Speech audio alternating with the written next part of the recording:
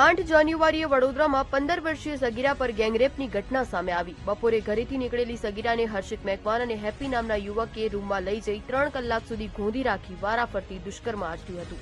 બસ કોઈ દુકાન ઉપર બાજુમાં કઈ વસ્તુ લેવા ગઈ હશે તો દુકાનની બાજુમાં 3 છોકરા બેઠા હતા, 3 થી 4 છોકરાઓ બેઠા હતા। એ છોકરાઓએ છોકરીને બોલાયો કે હું કોમ છે તો કે તારા જોડે કોમ છે, તારા કોઈ સગાવાળા છે એ તને બોલાવે છે। આ કઈ બેઠા છે તો કે આ ઘરમાં બેઠા છે। એ ઘરમાં અંદર લઈને અંદરથી વાણું બંધ કરી લીધું। સગીરાએ ઘરે પહોંચી પિતાને સમગ્ર મામલો જણાવતા પિતાએ ફતેગંજ પોલીસ સ્ટેશનમાં ફરિયાદ નોંધાવી હતી।